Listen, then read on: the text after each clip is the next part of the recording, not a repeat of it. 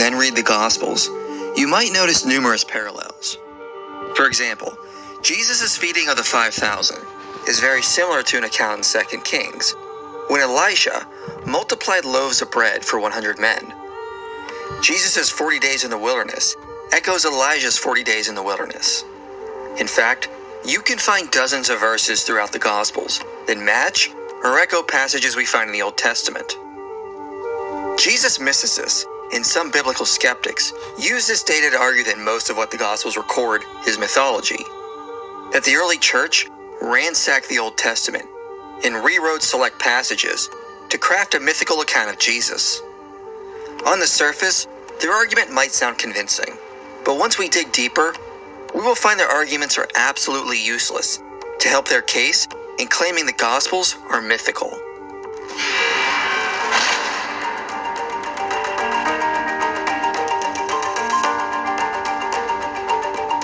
In the book, The Historical Jesus 5 Views, the scholar Robert Price presents the view that Jesus was a mythical character and not an historical person.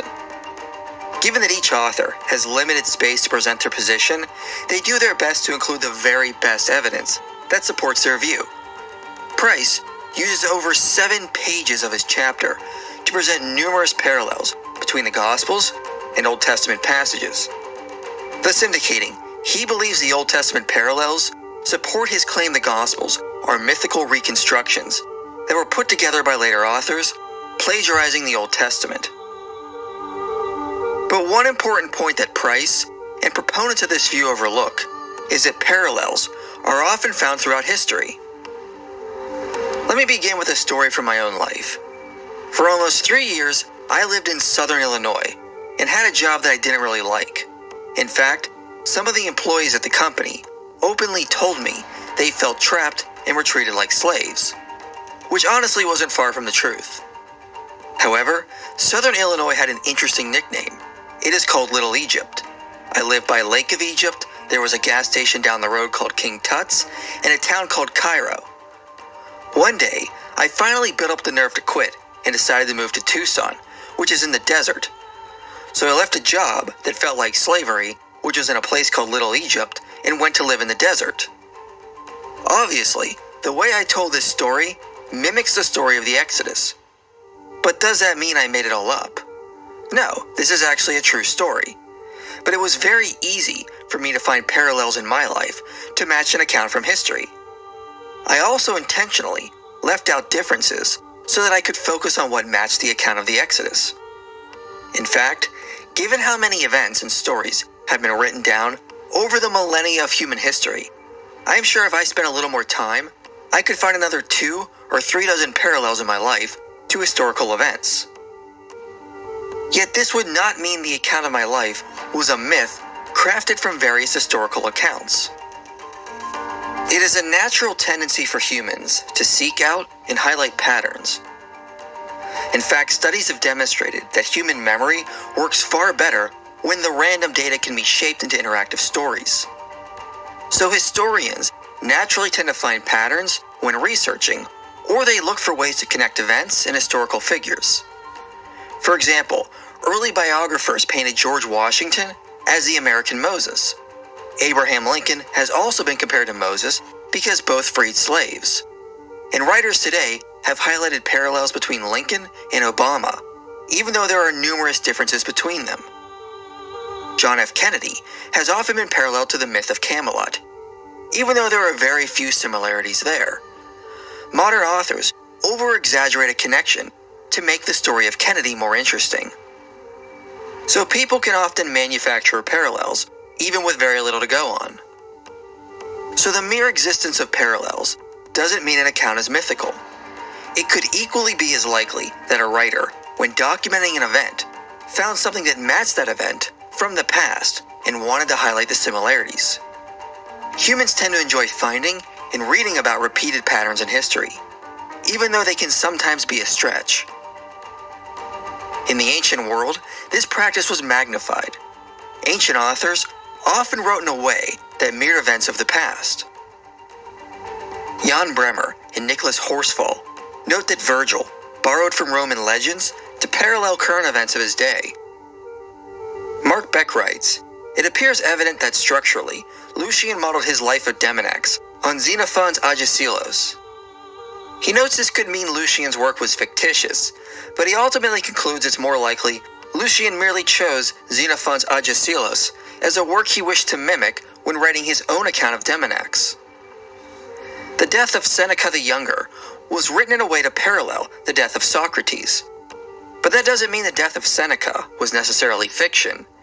In fact, Rhiannon Ash notes Seneca may have committed suicide in this way on purpose to mirror Socrates. Ash also notes Tacitus wrote in a way to echo already existing structures and accounts. The later historian Socrates of Constantinople wrote about Hypatia and Origen in a way to mirror each other by highlighting similarities and ignoring the differences. Cohen de Temmerman says, "There is the general principle that in non-fictional narrative, there is a prior series of events on which the construction of the narrative is based. Such construction involves not just possible manipulation of the chronological order of the events through, for example, flashbacks and flash-forwards, but also the imposition of causal and other connections between various episodes, interpretation and coloring of events and characters." So ancient authors often wrote about the current events of their time in a way to follow the construction of older events. In fact, the ancient author Plutarch openly admits that writers would seize on similarities and highlight them in his works. It is perhaps not to be wondered at, since fortune is ever changing her course and time is infinite, that the same incidents should occur many times, spontaneously. For if the multitude of elements is unlimited, fortune has in the abundance of her material an ample provider of coincidences. And if, on the other hand, there is a limited number of elements from which events are interwoven, the same things must happen many times, being brought to pass by the same agencies. Now there are some who delight to collect from reading and hearsay such accidental happenings as to look like works of calculation and forethought. They note, for example, that there were two celebrated persons called Attis, one a Syrian and the other an Arcadian, and that both were killed by a wild boar, and that there were two Actaeons, one of whom was torn in pieces by his dogs, and the other by his lovers, that there were two Scipios, by one of whom the Carthaginians were conquered in an earlier war, and by the other in a later war were destroyed root and branch. I will therefore make this addition to their collection: the most warlike of generals, and those who achieved most by a mixture of craft and ability, have been one-eyed men, Philip, Antagonus, Hannibal, and the subject of this life, Sertorius. In other words, history often repeated itself, and when it did, the ancient writers were quick to highlight this and make the connections. So as Craig Keener says, the writer noting the parallels need only select, not fabricate the event. So since ancient biographers and historians wrote about their current events in a way to parallel past events, we should expect the gospel authors to employ the same technique if they were also writing biographical accounts of the life of Jesus. In other words, if the gospel authors were attempting to write history within their cultural context, we should expect them to look at past events within the Hebrew scriptures and find parallels to draw on. And scholars who do not think the gospels are mythical have noted the existence of these parallels without issue. Albert Lord says, "Traditional narrators tend to tell what happened in terms of already existing patterns of story. When I say that an incident in the gospel narrative of Jesus' life fits in a mythic pattern, there is no implication at all that this incident never happened. There is rather an implication that traditional narrators chose to remember and relate this incident because an incident of similar essence occurred in other traditional stories known to them and their predecessors. That its essence was consonant with an element in traditional mythic, i.e. sacred pattern, adds a dimension of spiritual weight to the incident, but does not deny the historicity of the incident." Bruce Molina and Richard Rohrbaugh say, "To be able to quote the tradition from memory, to apply it in creative and appropriate ways, not only brings honor to the speaker, but lends authority to his words as well. For example, the Song of Zechariah, the Benedictus, in Luke 1:68-79, is stitched together from phrases in Psalms 41, 111, 132, 105, 106, and Micah 7. The ability to create such a mosaic implied extensive, detailed knowledge of the tradition and brought great honor to the speaker, able to pull it off. N.T. Wright notes Matthew wrote in a way to parallel Jesus to Moses. Luke wrote in a way to make him look like another King David. None of this points to the conclusion that the Gospels are unreliable. In fact, Martin Hangel notes of Luke that his account always remains within the limit of what was considered reliable by the standards of antiquity. One could also argue that Jesus intentionally did certain things to echo events within the Hebrew Scriptures. Jesus wanted to demonstrate he was the Messiah and the fulfillment of the Scriptures. So performing certain actions that mimicked or echoed the past work of God and highlighted prophecies would be expected of the Messiah. I mean, do mysticists think that for Jesus to be a real historical person, he could not attempt to repeat anything a great prophet did in the past that would demonstrate the power of God? And of course, we see other people wishing to mimic the past. Rhiannon Ash points out assassins found inspiration in the historical accounts of past assassinations. Generals and rulers often tried to model themselves after previous rulers. Roman emperors often tried to model themselves in a way to mimic the gods to prove they were of divine origin. So why wouldn't we expect Jesus to intentionally perform certain actions to demonstrate to Israel that he was the fulfillment of the Scriptures? And why wouldn't we expect the early church to highlight these parallels as much as possible to support their case? So just because the Gospel authors look for parallels in the Old Testament to the events that happened during Jesus' ministry, that does not at all support the notion the Gospels are mythical. In fact, based on what they drew on and selected, this probably could be used to support the notion the Gospels are historical accounts. Let's return to Robert Price's work, where he spent over 7 pages on examples of the Gospels writing about Jesus in a way to parallel or allude to passages in the Old Testament.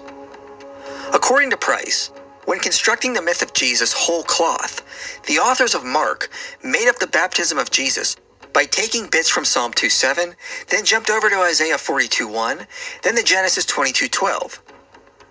His 40 days in the wilderness recall Moses and Elijah's periods in the wilderness, but he cites texts from Deuteronomy to resist the devil. Then to make up the incident of Jesus calling his first disciples, he went over to 1 Kings 19. And moving forward in Mark, to the incident at Capernaum, he went backwards to 1 Kings 17. Then Mark 1:29-31 is allegedly shuffled from elements of both Elijah and Elisha. But then, for the beginning of Mark 2, the authors jump to 2 Kings 1. And then for the beginning of Mark 3, they jump backwards again to 1 Kings 13. Then for the next part of Mark 3, the authors decided randomly to jump to Exodus 18. The calming of the storm in Mark 4 allegedly was plagiarized from Jonah, but also random parts of Psalm 107. The demonic episode allegedly also comes from Psalm 107, and apparently the Odyssey of all things. The raising of Jairus' daughter and the woman with the blood issue in Mark 5 allegedly were constructed in a more complex way by adapting the events of 2 Kings 4. But then the opening of Mark 6 allegedly comes from 1 Samuel 10. I'm not even halfway through Mark, and it should be obvious there's no clear pattern here. If we're going to construct a myth from already existing texts, there ought to be some formula or pattern you follow. Yet according to Price, the author of Mark constructed Jesus out of a random selection of Old Testament passages. They didn't follow one character or timeline, but must have randomly picked selections without any rhyme or reason. This is not a likely way to construct a work of fiction.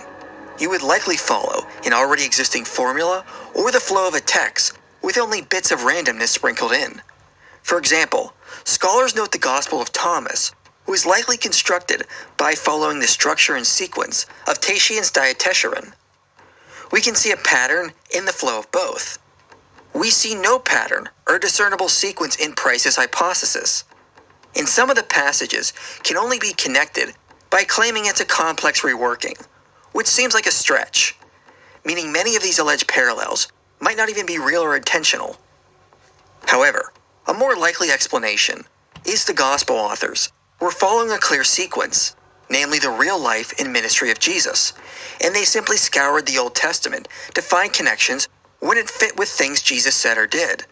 In other words, it makes more sense, and is a simpler explanation, to suggest the actual events of Jesus' ministry, gave the authors the outline to follow, and then they added literary devices and Old Testament parallels to make the story more interesting.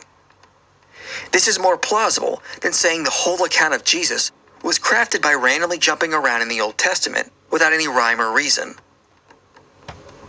So ironically, when mythicists and skeptics who think most of what the Gospels record is mythical point out there are Old Testament parallels in the Gospels, they actually might provide support the life of Jesus is historical, because the parallels the Gospel authors drew on do not follow a clear pattern and are randomly sampled. So it makes more sense to suggest they just found parallels in the Old Testament when they wanted to make a connection to something Jesus said or did. And at the end of the day, we must remember humans are pattern-seeking creatures, and thus, we should expect parallels to exist without it threatening the reliability of the Gospels.